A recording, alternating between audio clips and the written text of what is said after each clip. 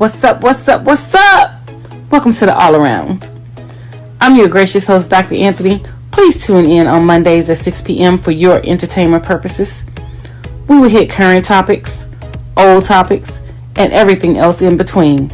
Be there or be square. Deuces, my loves.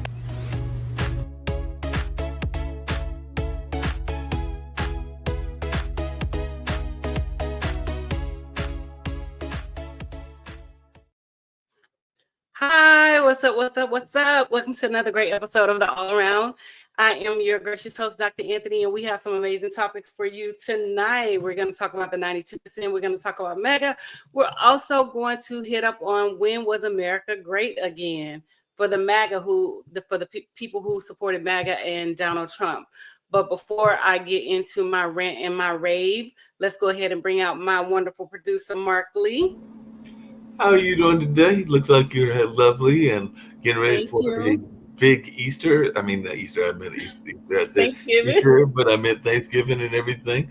But definitely get ready for that holiday spirit. Like I was telling you, I'll be going up to Mom's house probably on Thanksgiving Day or maybe the evening before and everything. And we'll spend a few days up there, me and my brother and my two nephews, and who knows what other family members might pop in as well. So I think you're going to see family as well, but I expect there'll be some football watching, and there'll be also some plenty of good food and just good company and catching up with family and all along those lines. So I'm looking forward to it. It should be a fun time, and at least now I will be able to go there and not get aggravated and all along those lines. Because I'm gonna tell you the truth, Dr. Anthony, I was a little worried yesterday because I think I've told you before that I am a avid football fan and have a certain team that I root for and have rooted for decades, and that being the Minnesota Vikings.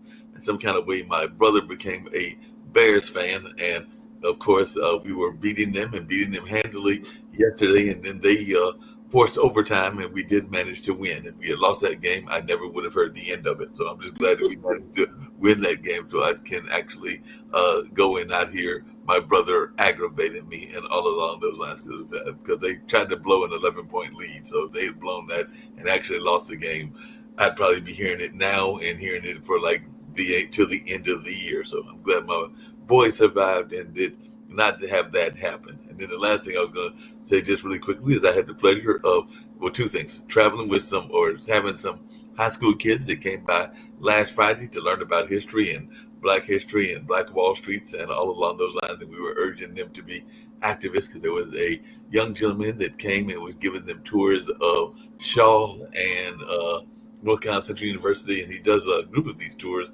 because I think he's also taking them down to Tuskegee and other places. So he's trying to encourage these kids to look into HBCUs as they get ready for their college journey. So they stopped by the Haytie because they wanted to get some history and cultural talks in addition to the other kind of talks that they get as well. So it was good to have those 40 or 45 students, mostly definitely brothers and sisters. There might have been one Asian woman and there might have been somebody else of another culture as well. But it was mostly brothers and sisters, and they are looking at what they're going to do in life. One of them wanted to be a veterinarian. I think one wanted to be an engineer. Somebody else, I think, was looking in business and social work and a number of other things. I think I might have even heard somebody say they wanted to be a teacher like you and everything. So it was just good to be able to encourage these young minds that are juniors and seniors in various high schools. But I think this group was from the Greensboro High Point area. So it was just good to be able to spread some knowledge to them and also have some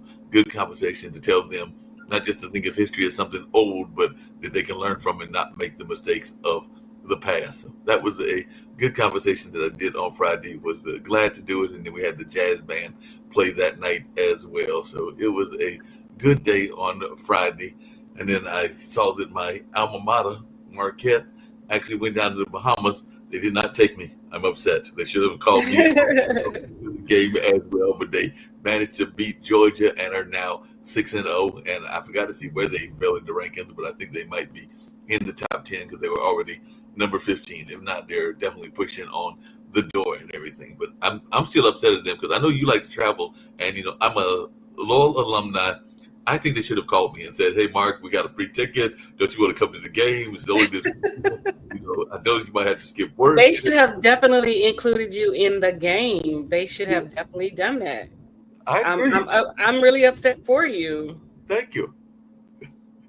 I am thoroughly upset about this. They should have given me a ticket and told me to jump on the boat or the plane or however they got there so that I could be there with them. I keep telling you that we won't make it too known because we don't want to upset your other half and everything along those lines. But we got to find some way to sneak me into the suitcase when you go on these Caribbean trips that you keep going on. Because I think I'm due for a trip, even though I think in February with this network, I might be going to Miami because there's a big television conference there, and there's actually going to try to see if we can get some money for this show as well as some other shows. So the founders of this network, as well as others, are going down to Miami. I think it's in early February to talk to some of these people that got money and maybe even get the show picked up by some big networks. So I know I won't be shopping and saying good things about the All Around show and Dr. Anthony and all along those lines. So I've already got on my mission that we got to find some money for this particular show. So I need the sponsors. Yes, the sponsors will be amazing. I definitely need the sponsors. So I am excited about that. But I am like equally upset for you because Marquette did not take you to the game in the Bahamas. You know, when I travel to those different places, I go on adventures, and a lot of people don't know this about me, but I research the places where I'm going, and it's a lot of things that I want to do when I get there. So I want to go to Machu Picchu in Peru and, things like that or whatever. When I went to school and studied in Mexico, we went to Xochimilco, Xochicalco, and toured around Mexico City and things like that. So I definitely want to go back there and, do those things. I love Bermuda. I love the BUEI, the Bermuda Underwater Educational Institute. So I always go over there and participate in things with them. So just different little things, even when I went to Australia, a lot of people don't know this, but I wanted to study marine biology, and the program that I was looking at was based out of Australia. It was based out of Sydney. And the cost was just so astronomical that I just decided just to stay, local and just go to, my local university at Northwestern State University or whatever. But, I do have, some other trips planned that I want to take, and I want to go, and I want to see, and I want to, complete these excursions and things like that or whatever. So, I'm like all into, like history and the History Channel. I sit for hours, watching that and things like that or whatever. So, yeah. So that's one of the things that people don't know about me, that I'm actually really nerdy. You're an avid traveler, and along those lines, Macho yes. Pinto and everything. I've actually done some work with one of the school systems that talked about that area, and actually have a friend that is actually from Peru, and he talks about it as well. Just like I got a couple of friends from Brazil, and a fellow educator, a friend of mine that does an open mic and is also a college professor at North Carolina Central University. He used to take his students to Belize. So Belize, definitely Kenya. I've got some friends that are Kenyan and everything. So Belize, Kenya, and Brazil are on my wish list, even though I've not done nearly enough foreign travel. One of our founders of this particular network, Pod TV, just recently moved. So he got tired, I guess, of the U.S. and its BS. So Nick Palveda has moved to Spain. Wow. He and his wife. He moved to Spain? Wow, interesting. He and his wife and their dog Tilly now live in Spain and everything. So he moved about interesting. 2 or 3 months ago. And one thing that I did not know, because I know that you've had pets in the past and all along those lines, is they never were in the house. Well, and not only that, but you got to do a whole bunch of things. You got to quarantine them. You got to make sure they got vaccines. I know some animals you have allergies to and everything, but if you get one of those animals that you don't have allergies to and everything, I will not have an animal. No animal, but apparently, if a friend of yours had an animal or wanted to take their animal, they've got to go through almost as much as the humans do, because they've got to be quarantined. They've got to have their vaccine. Yes. To do all of this numbers, because he was not able, because it was his kids are way grown, but it was him and his wife and their little dog. It was like one of them little small dogs and everything, but it had to get had to get approved as well. I am definitely not doing the whole animal thing. That that's definitely not me. I will not be living with the animal in my house. And because my allergies are so severe, I cannot, be around them like that or whatever. I travel with an EpiPen.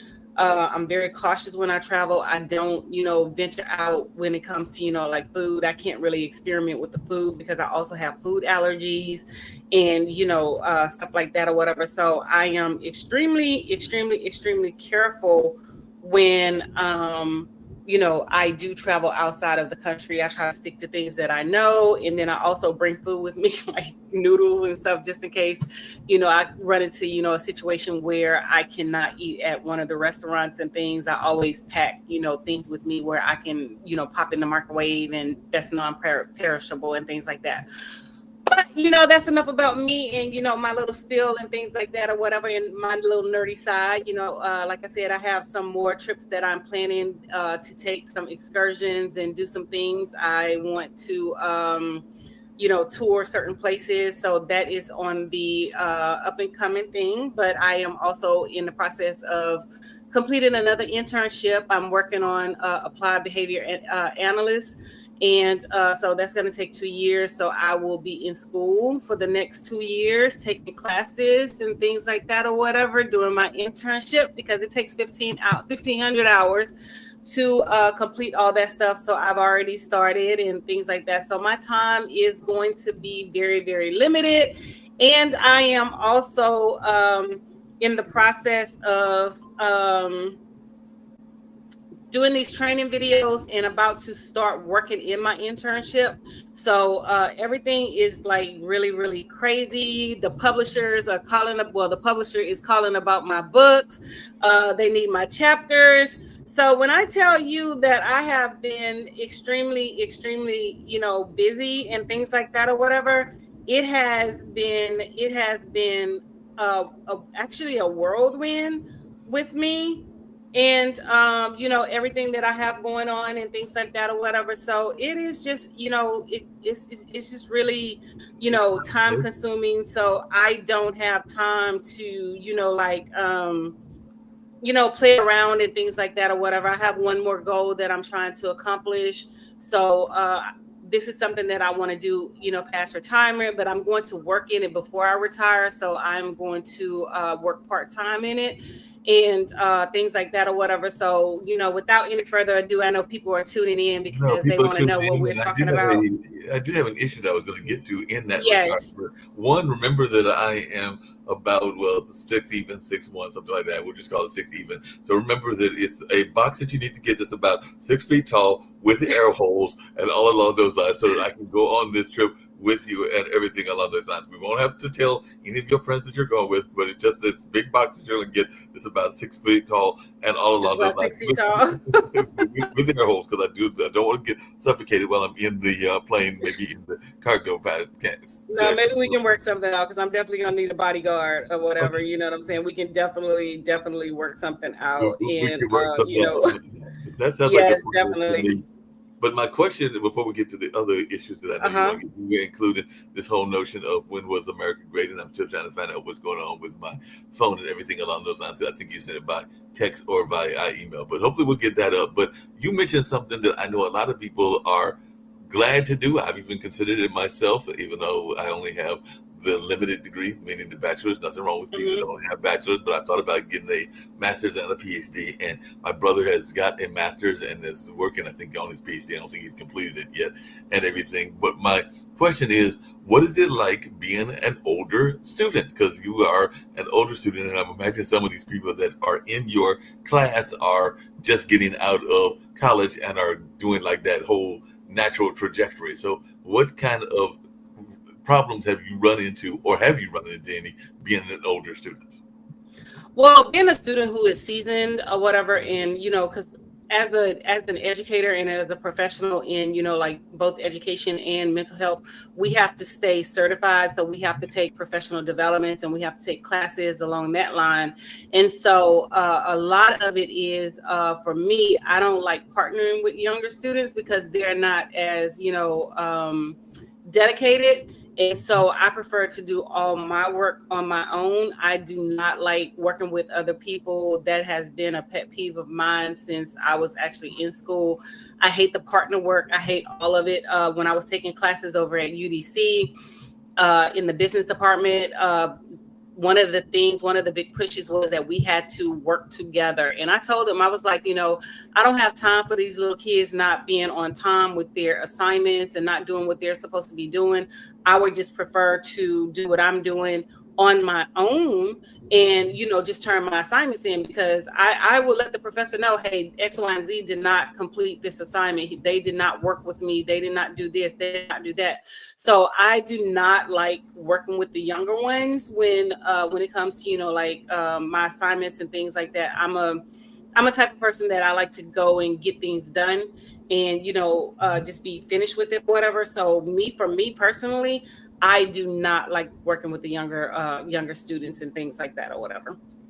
So that's enough about me. Let's go ahead and jump in. Yeah, let's jump in, because I know one of the things you wanted to talk about, and I'll try to find that video. Not having much luck with it so far, but hopefully we'll have it before the end of the show and everything. But I just wanted, what is our thoughts? Because we've not talked since the election that much, but our camp didn't win, unfortunately, and these other people came in, and one of the things that they've done is they have brought in a whole lot of folks. Some people are calling it the clown show and everything, because they've got RFK that's going to be running Health and Human Services. We've got a person that's going to be running, I think it's the FCC, that has a conflict of interest with a drug company. We've got Tulsi Gabbard, that some people say is compromised by the Russians, and a number of other folks. And we've got some other interesting folks, including Dr. Oz, that's got a job. And for some reason, I didn't know that this was a qualification, but apparently it's all right to have a qualification that you were the co-owner, and you weren't even like the main owner, but you co-created a wrestling foundation, because Linda McMahon is going to be running a major organization as well, and most people will know her and Vince McMahon from the WWE. So I did not think that this was a government qualification, but apparently it is, according to the Trump world and everything. So I just wondering, it seems like every time we turn around, there's another one that's got some questions. Matt Gaetz, who had some issues around sexual harassment, they did finally get rid of him and got this woman from Florida to replace him, and I think she may have some issues as well. I think her name is Pam Bondi or something like that. But I just wondering your take on these folks that are the clown show. Well, the thing about it is you have to understand that he's trying to get rid of all the federal departments,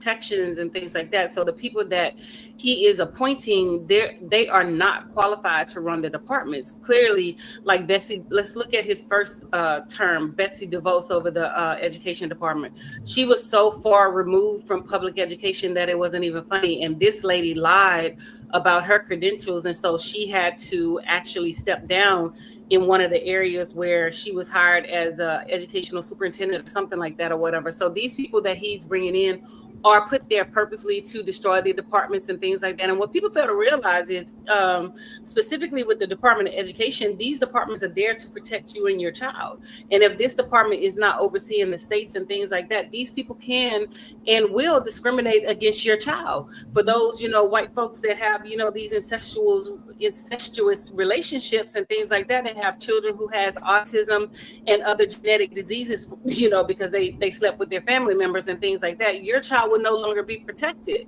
And, for other children who just, happen to have the look of the draw and things like that or whatever with other genetic diseases, your child would not be protected. And then they're trying to say that school choice is, an option or whatever. But school choice, people got to understand, you may have the choice of the school that you want to send your child to, but when those schools get that money, they're not dealing with your child who has behavior problems. They're not dealing with your child who has ADHD. They're not dealing with your child who has autism. They're not doing any of that. They're going to have that child there until that money is transferred over. And once that money has been transferred over, your child will be expelled from those schools. And guess what? There's nothing that you can do about it, because guess what? They are not public education, they are private. And even with the charter schools, they say public charter schools. Public charter schools, people got to understand, those schools were created by white people because they did not want their children going to school with Black people back in the day. And so those public charter schools are another entity where that they can be discriminatory against your child. Once they receive that funding, then that's all she wrote, because we see a lot of, you know, the children being brought back into public ed once the funding has taken place. So we in public education, and it happens every year, we have children who are withdrawn and gone to one of these school choice schools, and then the second that they get their money, they're right back into public education. So it's not a matter of, you know, if he's getting, you know, or disbanding the Department of Ed and all these other departments or whatever. You know, people need to step up and they need to speak out and things like that, because your child is going to be directly affected by lack of oversight. And you already see that there's no oversight when it comes to the states and things like that or whatever. And especially for the people in the red states, you have no rights, you have no protections, you have none of this stuff.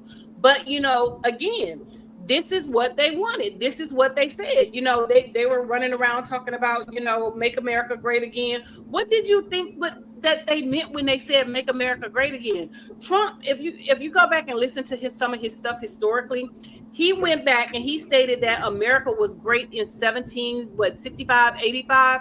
That was before slavery, before enslaved people were free, and before the Emancipation Proclamation was signed in 1865 and things like that. What they want is a place where you have no rights and you have no freedoms. They want you in the cotton fields. They want you back being a mammy and things like that. They want you back, you know, working the fields and stuff like that. So when was America ever great for people of color?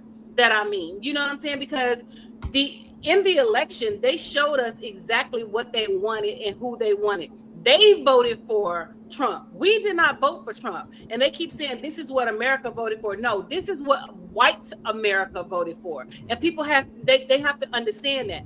And then the people that sided with them want to be in close proximity to the whiteness, thinking that if they're in close proximity to the whiteness, that, oh, it's, you know, it's the luck of the draw, and this is something that we are going to, you know, benefit from. But they are showing them, you know, like with the putting the immigrants out and things like that or whatever. I'm sorry, I lost my train of thought for a second. Mm-hmm. Putting the immigrants out of the country, no birthright, citizenship anymore. He's trying to, you know, destroy that or whatever. But a lot of countries do not have birthright citizenship and things like that or whatever. But America is one of the few sovereignty countries that actually has birthright citizenship. And they're saying that if your mother was not born here, then you can possibly be deported too. But see, they fucked around and found out. Well, they're going to find out, because they thought that everything that he was saying was only going to affect Black people and minorities. They didn't think that it was going to affect them. So, you know, you have people that doesn't even understand the lingo. They said Obamacare, which they didn't even understand that that's the Affordable Care Act.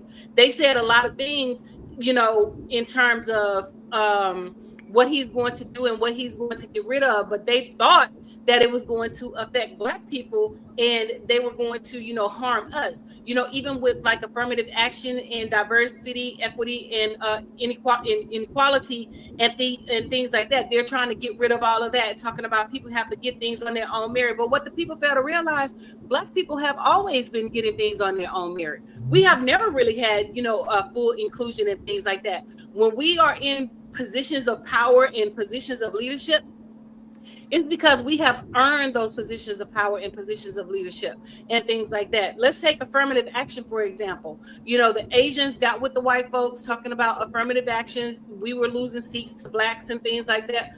Black people, you know, tuition, I mean, you know, accepting rates into these universities hasn't declined, but your accepting rates did decline. So, you know, y'all trying to, you know, side with the white folks thinking that they're going to, you know, benefit you, but they're showing you, and you allowed them to play in your face. But see, we had 400 years to write the rule book and to write that blueprint and things like that, but y'all didn't want to listen to us. Y'all thought, you know, by going out protesting Kamala, you know, her speeches and, you know, her rallies and things like that was going to get you in good with this man. So all you did was put yourself in bed with the devil and things like that. Now you're begging Kamala and Joe to help you, talking about, is it something that we can do if to, you know, protect y'all against Trump? No, it's nothing that we can do. Bye, bitches. This is what y'all wanted. This is what y'all voted for. You know what I'm saying? So now that Black women, the 92% of Black women are saying that,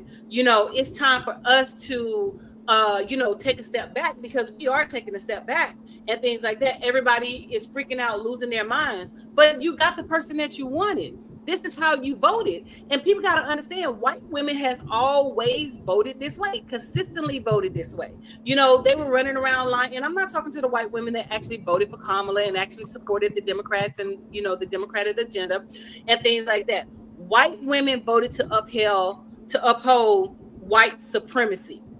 You know what I'm saying? So that's what they're upholding. They didn't want to align with Black women. But, you know, the thing about it is I've been seeing here in D.C. that a lot of, you know, white women are talking about, you know, they're going out there and march. Babu, go out there and march. We ain't marching with you because you had an opportunity to make change. But you chose that white supremacy and that being that beneficiary of white supremacy over what's best for you and everybody else. And because you voted that way, you have damned all of us in the interim and things like that. And so, you know, they did it in the Virginia election with the what's his name, Roykin or whatever, the governor of Virginia. They did it when Hillary ran and things like that. And I'm talking about specifically white women. So they did it with Hillary. Oh, a woman can't lead, but you know, especially, let's talk about Black women now.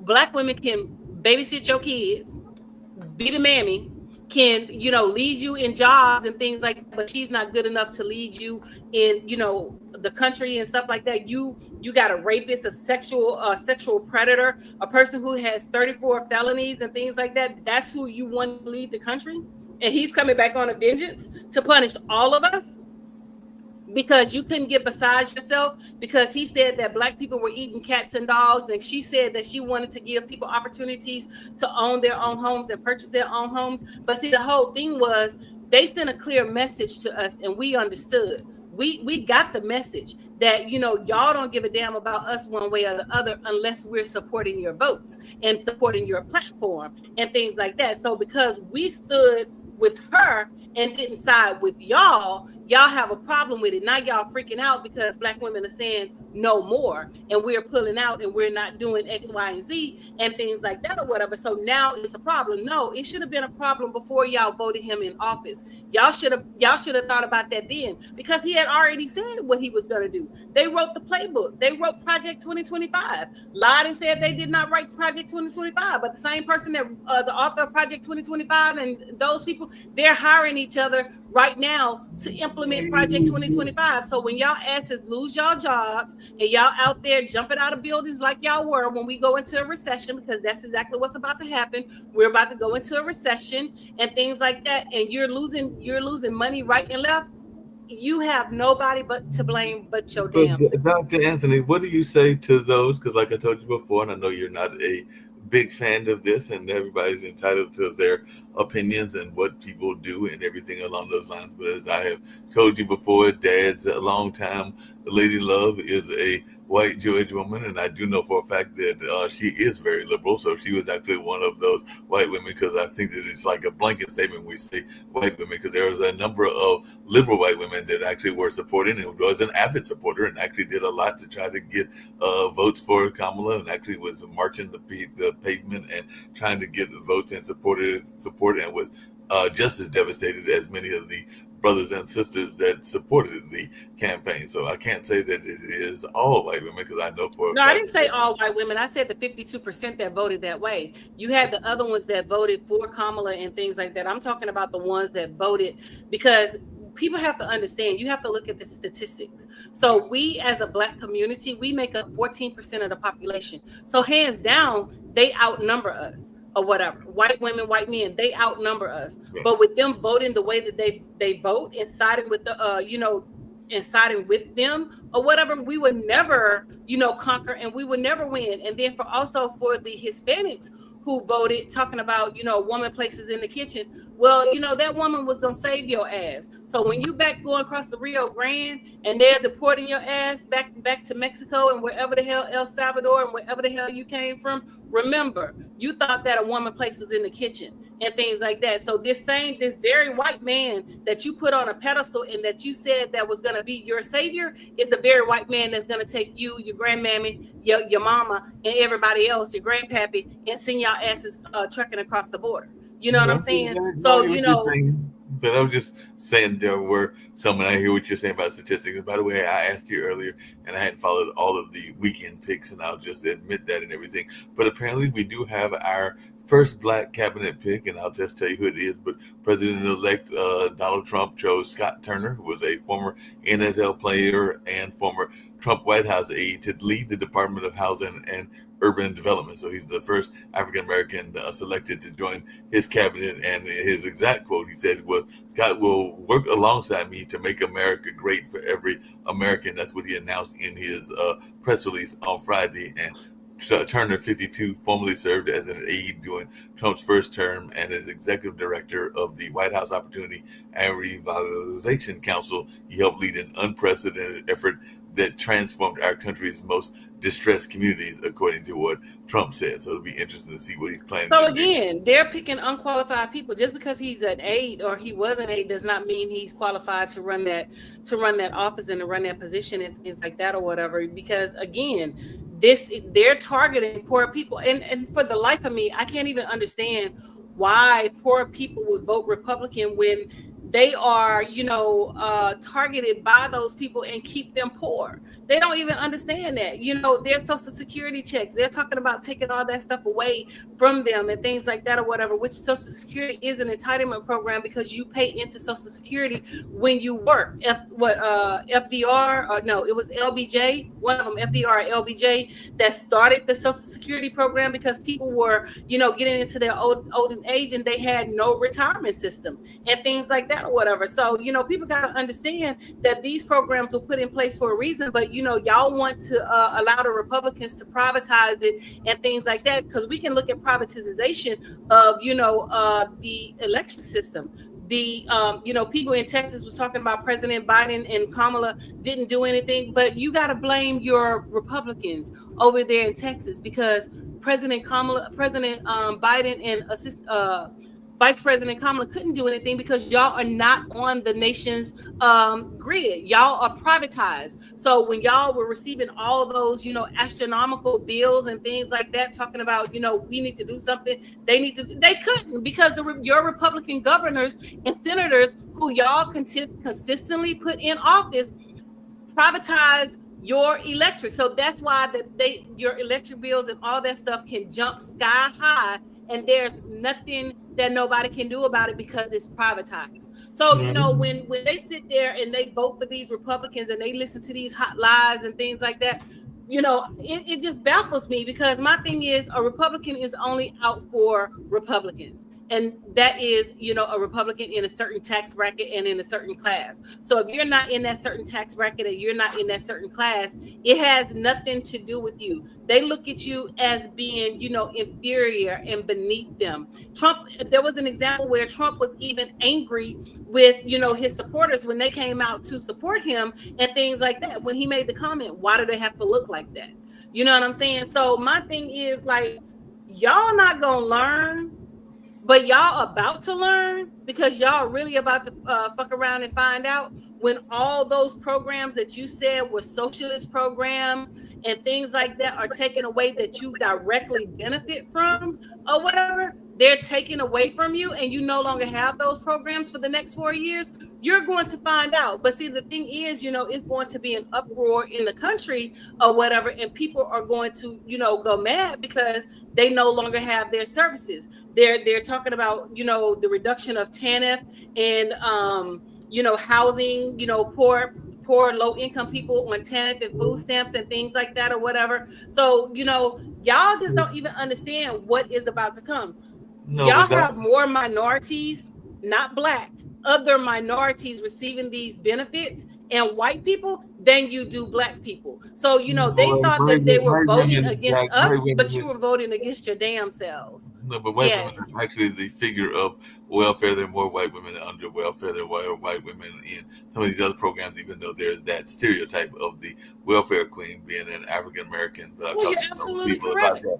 But that's only a stereotype because the actual numbers Yeah. prove that it's more You're white absolutely women correct, that because get than even if you want to break it down even further, when it came to affirmative action, white women were the primary beneficiary of affirmative action. White women and Asians, and the white folks convinced the Asians to go against the black people. Now their numbers have plummeted and things like that. And even we talked about this. We touched upon it on a previous show. Where the white man took the case all the way to the Supreme Court, got the Asians to apply.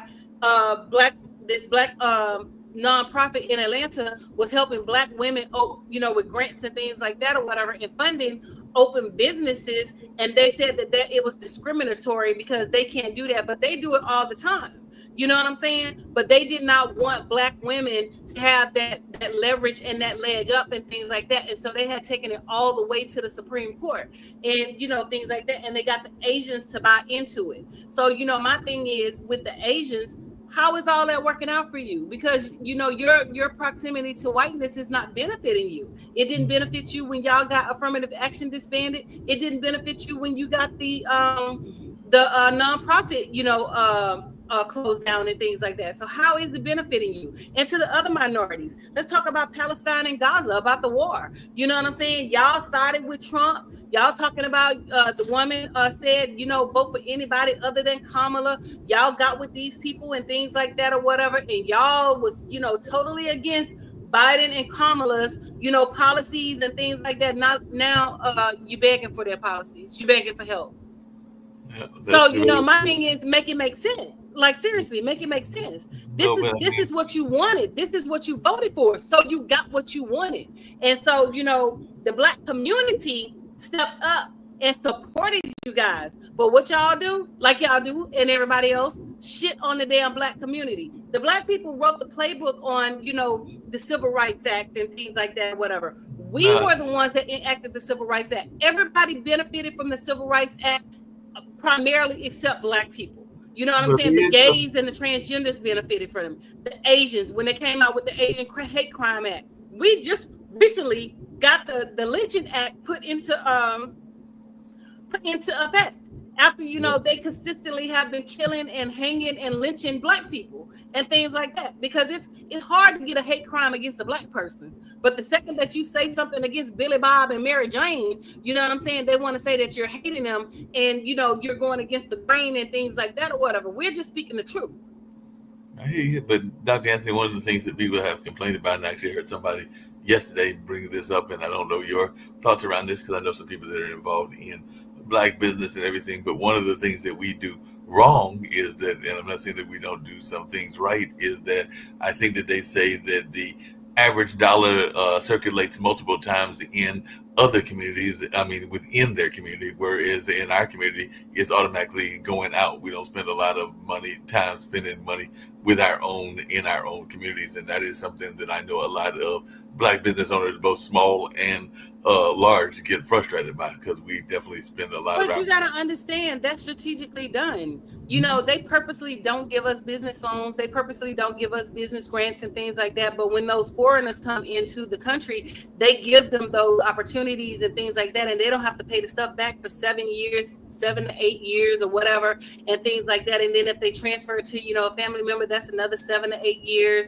and things like that. So it's done intentionally. It's not that, we're trying to go outside of, the community and things like that or whatever. It is intentionally done so that, the money is not supporting the black community. Let's take the Asians, for example, in the hair game. You know what I'm saying? So when a black person opened in a beauty supply store, the Asians get on the phone calling other Asians, telling them that they will not order from them if they allow black people to order their products and things like that or whatever. So it's not by happenstance that these things are happening. It's done by design. It's purposely done by design. So we as black people, we have to, although it may cost a little more, we have to continue to support those Black businesses, support, you know, the mom and pops and things like that, so we can drive the cost down, and so we can stop, you know, infiltrating, you know, their businesses. Because in up in what the next 5-10 years,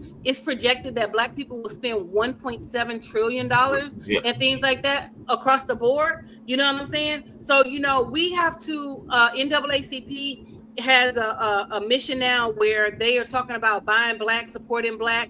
And, you know, I posted something on my Facebook page yesterday about, you know, donating and things like that, because all of the funds that we donate to the NAACP is going back into the Black community to help Black businesses, to help Black people. And that's where we need to, you know, centralize and focus our attention. You know, when let's look at it historically too, Mark. When did the United States bomb the United States? They bombed in Philadelphia. They bombed the Black community in Philadelphia. You know what I'm saying? Look at Black Wall Street. They let the white folks, they let the white folks take down Black Wall Street and things like that or whatever. Let's look at Rosewood. A Black community was destroyed based off a lie from a white woman. You know what I'm saying? So, you know, my thing is with these white women, we need to look at the psychological, you know, stance behind them, you know, how they have orchestrated and infiltrated into, you know, like certain communities and things like that, and the damage that they have done. They're not only doing damage in, you know, our communities, but they're also doing damage to their children. They're indoctrinating them with the racism and, you know, things like that. Racism is it's a learned behavior. What do you think they're getting it from? They're getting it from their white mothers, because the fathers are out of the home. They're working, you know, being the provider. So we have to take a deep dive and look at the white women and their role that they play in, you know, the racism and all of that inside of the community. What's his name? One of the serial killers. He was sexualizing his mother, you know, because she was watching his private parts and watching him. I'm gonna think of the name. When he was 16 years old and things like that. So he started fetishizing and fantasizing about his mother, having sex with his mother and things like that. And he became, based off of her and what she did, he became a well-known serial killer. So we definitely have to look at. Was that Charles Manson or Jeffrey Dahmer? It was one of them. I can't recall, but it was one of them. So we definitely have to look at the relationships and the correlation of white women to these, you know, serial killers, to these, you know, other people, to these children, because they are the ones that are being, you know, that are teaching their offspring. All of this is learned behavior, you know, it's being taught. Yep, definitely learned behavior.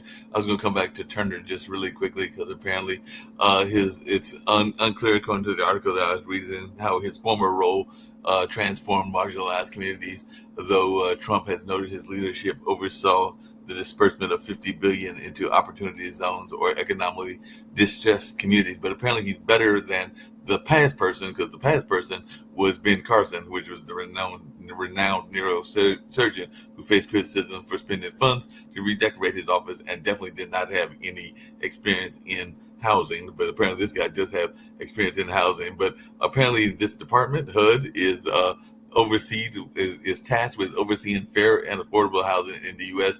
Currently, it supports more than 4.3 million low-income families through public housing, rental subsidies, and voucher programs. And on the campaign trail, the president-elect has said that this mass crackdown that you were talking about earlier on undocumented immigrants is going to free up more housing. So I guess we're going to kick them out, and then we're going to put us in the housing. And he also pledged to reduce regulations on home construction. I don't know if I want less regulations on home construction, because I was actually talking to a gentleman not that long ago that had built up one of the housing complexes or housing structures, because it's not really a project, but like a nice housing area. And even he told me that the housing had some shabby material and a good wind could possibly knock it down and everything. So I think I'd rather see more regulations versus less regulations, because you got less regulations. I mean, but you got to understand, this is about them padding these billionaire pockets. You know, if they can take shortcuts, which they are going to take shortcuts, because just think about it. They had that whole condominium collapse in Miami and things like that. It wasn't up to code. It wasn't up to regulation and things like that or whatever. So, you know, they talk a good game about what they're going to do and things like that. But we already know what time it is. This is about padding those billionaire pockets and making them richer than, you know, what they already are and things like that or whatever. So, if I stand corrected, I will stand corrected. But I honestly don't believe that anything that he says coming out of his mouth is, like fair and accurate and, things like that or whatever. But again, if we look at the people who he had in his first cabinet picks and, things like that or whatever, they were not qualified to be in those positions. Why would you put a medical neurosurgeon, over housing when he's a medical doctor? You know what I'm saying? It just doesn't make sense. And a lot of times, people are like, make it make sense, and a lot of, and I just read something the other day where they were saying that a lot of Trump people, he doesn't want to go through the confirmation process if, their backgrounds are in question and, things like that or whatever. Recess appointments where you can appoint them in recess and the Congress doesn't even get to appoint them. I mean, kind of critique them and do that. They're called recess appointments. And yeah, he has said that he would like to have some of these people approved by recess appointments. It basically means that he sidesteps them going through the process. Yeah, of course. And things like that. So, that should let you know right now that it's questionable in terms of who the people he's picking. But my thing is like, this man has 34 felonies that he's picking people who are dishonest in business and things like that to run these departments. So, when jobs and things like that or whatever have, on these applications and doing background checks, I think they should just get rid of background checks unless they're working with children and things like that or whatever, because you hired a convicted felon and, now, well, prior to him being hired by, his people, because that's who voted for him, his people or whatever, they made it hard for blacks and brown people to get jobs based off of their criminal background and things that they experienced and stuff like that or whatever. So all of that at this point should be out the window, because I mean you hired a TV star to become the president of the United States. He has great business acumen. Where? Well, they've got a couple of everything that he touched went to shit. So where was his great business acumen? The Trump University bankrupt. The Taj Mahal in New Jersey, they didn't even finish it, because he's known for, getting things and not paying his people and not paying, the contractors and things like that or whatever. So, I mean, again, I really want to understand how these people are, saying that, this man is a great leader and things like that or whatever. But, like I said, when it comes to white people. Yeah, but Dr. Anthony, the other thing that politicians love to do, and they've been doing it for years, I don't care if they're Republican or Democrat, is that they will give one item in order to strip another item. We're going through that here in North Carolina, and a person I have a great deal of respect for, Reverend Barber, and everything was actually earlier today, today's Monday, rallying against something that's called Senate Bill 382. Now, on the surface, it looks like it would be a good idea because the bill would provide $227 million toward disaster relief efforts in Western North Carolina, which we know got hit by the storms and everything. But what they did is they did that, but then they added this other clause, which would strip the power from the incoming Democratic governor and Democratic attorney general. It would also reduce the window to fix provisional ballots after the election day. So definitely what Reverend Barber said was, I don't care what the party of the people are in Western North Carolina. They deserve to be lifted in this moment. They don't deserve to be forgotten. They don't deserve to be stepped over on, and they don't deserve to be used as a pretext for somebody stripping power. So basically saying what I'm just saying, which is that they are kind of doing that end around way of stripping some power and all along those lines. So even they tried it before. Another state tried it before, and when it went to the Supreme Court, it was struck down. But see, that's why I tell people they have to understand, they have to read things for themselves and look at the politician platform and things like that, because with the gerrymandering and changing the district lines and things like that, whatever, for voting and stuff like that, the Republicans have always cheated, and they have continued to cheat. And I wouldn't be surprised if they didn't cheat in this last presidential election, because what people fail to realize is the voting machines can't be programmed a certain way because it is code, it is programming and things like that or whatever. And I honestly believe that they tampered with those voting machines and they coded them certain ways and things like that. That's why for me, for example, I always ask for a paper ballot, and I put what I want on my selected candidate and I put it in the machine and things like that. I never go directly to the voting machine and, vote that way and stuff like that or whatever. But, again, like you said, stripping people of, their rights, they tried it or whatever, and it was struck down. It was another state that tried it as well on the, incoming Democrat politician that was coming. They didn't want the politician to have no rights and, abilities to, do anything to enact and things like that or whatever. But see, people they fail to realize is these Republicans play dirty games, and, they're going to lie to say what they need to say to get in office. And that's what we were trying to communicate to these communities of color and to these other minorities, that they're filling your head up with a bunch of lies and things like that or whatever to get what they want. Now they're in office. Now they're going to say, bye-bye, bitches.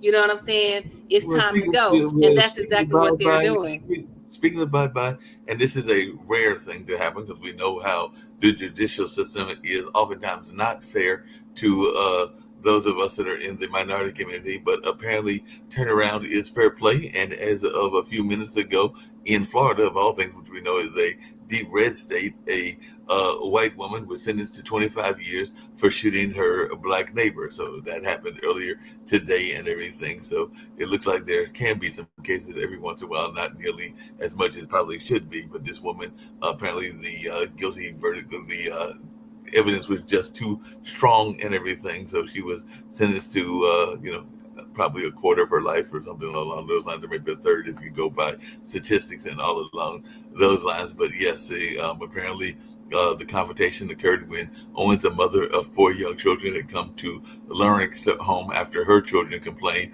that she had thrown roller skates and an umbrella at them, which she denied and everything. So during the trial, testimony showed that she claimed she acted in self-defense after Owens had banged on her door and yelled at her, but it was an all-white jury that actually convicted her of manslaughter back in August, and definitely Owens' family had advocated for the harshest possible sentence, and they expressed both sorrow and resolve. So they said, while the pain of losing Jackie, we are hopeful that justice will prevail and that the court will give Suzanne Lawrence the maximum penalty for her actions, according to Owens' mother, Pamela Diaz, in an email statement provided to the Associated Press before the sentencing. And they said that Jackie's legacy will live on through her children and that they will continue to fight for justice. So it does look like in this case, there are some folks, including folks in the Akalas Black community, that there were some protests after the shooting, because the shooting had since sparked protests in that area's Black community, particularly after prosecutors initially delayed charging Lawrence and opted for manslaughter over second-degree murder, which carries a potential life sentence. And critics saw the decision as emblematic of racial inequities in the justice system. And I, for one, definitely think there are some serious racial inequities in the justice system and that it needs a massive overhaul. But and this is only part of what is going on, but there does look like at least there was some sense of justice in this case. But what's your take on the fact that it looks like there might have actually been some justice in this particular case, at least some semblance of justice? Well, she got what she deserved. You know what I'm saying? You took a person's life. No matter how, you chop it up and turn it up or whatever, she took another person's life by somebody just knocking on their door and things like that. But see, that's the thing with these white women. They gaslit people and things like that or whatever, and then want to play victim. For example, it's been a lot of white women in the South talking about, because they voted for Trump and, things like that or whatever, that Black women are coming for them and we're going to jump them. But we don't give a damn about you and who you voted for. You know what I'm saying? The election is over. You know what I'm saying? But, you see how they are trying to gaslight and trying to start bullshit based off of, their guilt for voting for Trump and things like that or whatever. We don't give a damn who you voted for. You voted against your own best interest. So all we said was we are taking a step back. So when your husband is over there beating the fuck out of your ass and things like that or whatever, we're not going to say anything. When you don't understand something at work, we're not going to explain it to you. When there's something that's going on in the community that you want to march for, we're going to let you make it. Black women are done for the next 4 years. We're taking a rest. We're taking a hiatus and things like that. So you're angry.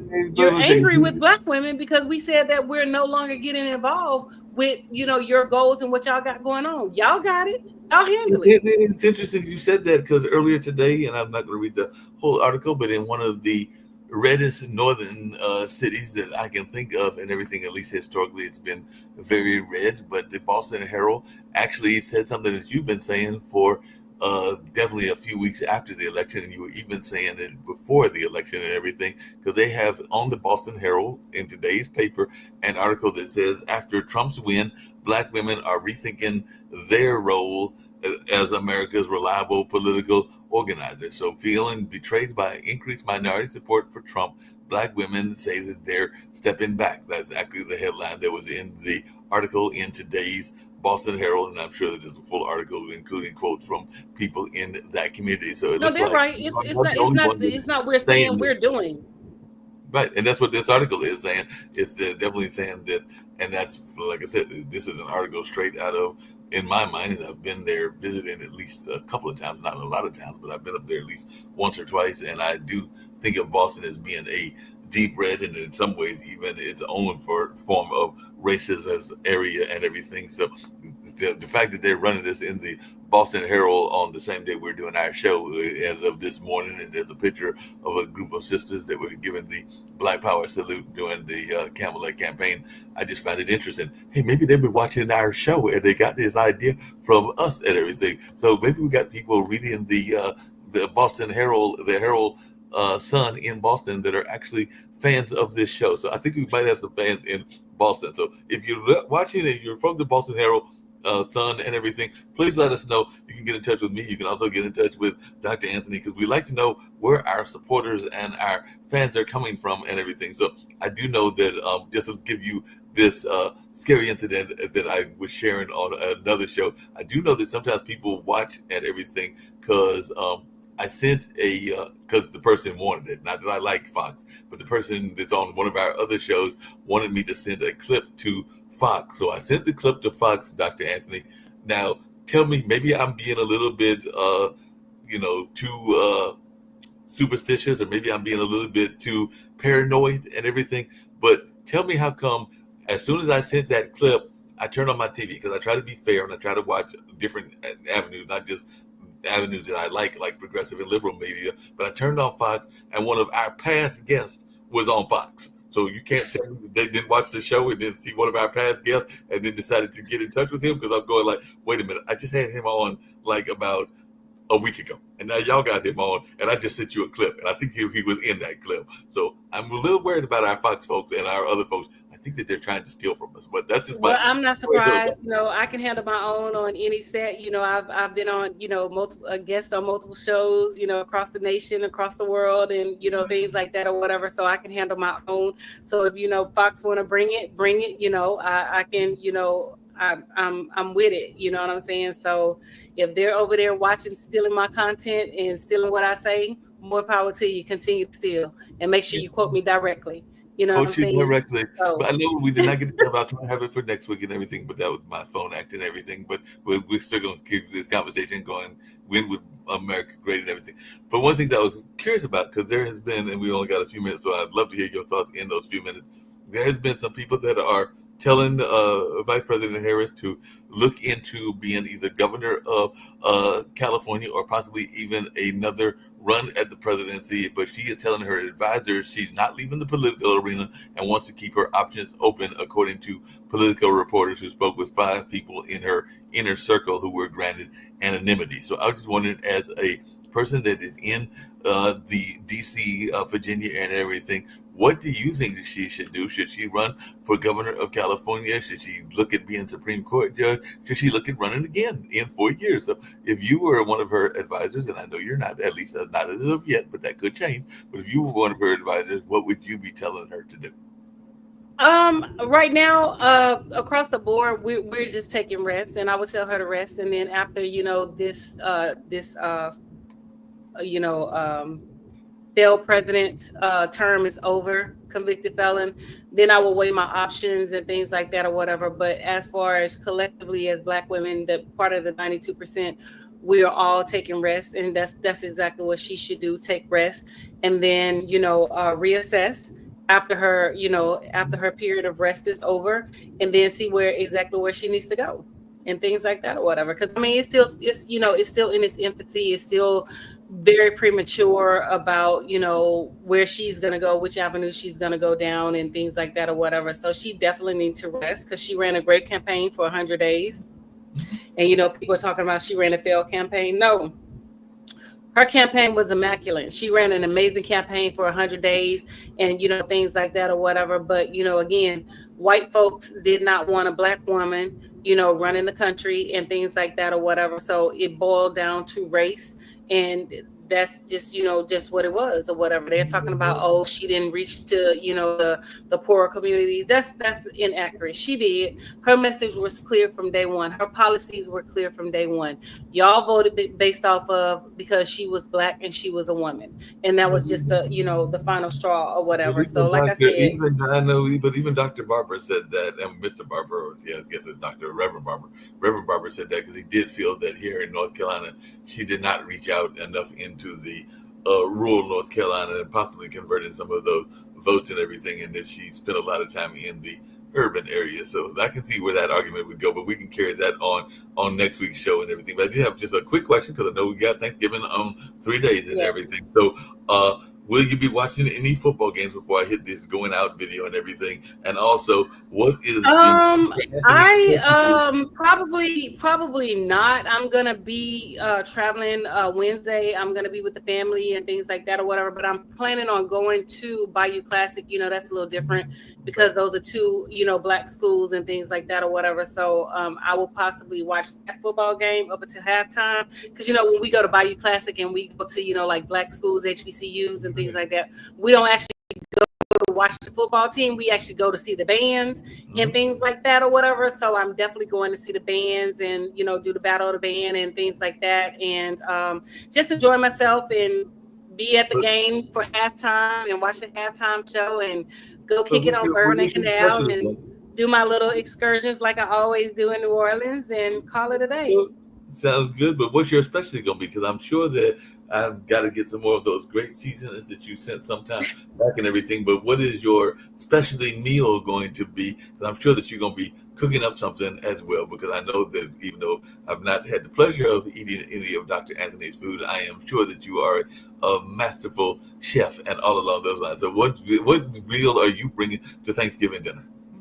Honestly, I don't know because we haven't talked about it. My mom was like, when you get here, we'll just go to the grocery store and things like that or whatever. So, but typically we cook ham, turkey, Cornish hens, and, you know, things that I like or whatever. So who knows what's gonna be on the menu or whatever. I still gotta, you know, 2 more days before I'm set to be in Louisiana. So, you know, I could say one thing today and it could change tomorrow and Wednesday. So who knows? But I know the clock on the wall says that's all, y'all. So thank y'all for tuning in. I appreciate you guys. Make sure you click like and share, and let's get those in-state, in-country views up. I'm still in the top 5, you know, across the world and things like that. And the show is actually shown in about 30, 40 different countries and in those native languages and things like that or whatever. So we still want to garner the support here in the States. And I've been asked to come to some of those countries. So we'll see. Like I said at the beginning of the show, I'm planning to go to different countries because I have like different interests in different countries and different things that I want to do there. So I will keep you guys posted, but take us on out, Mark. I'll definitely do that.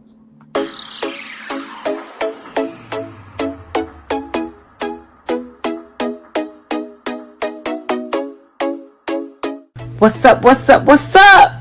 Welcome to the All Around. I'm your gracious host, Dr. Anthony. Please tune in on Mondays at 6 p.m. for your entertainment purposes. We will hit current topics, old topics, and everything else in between. Be there or be square.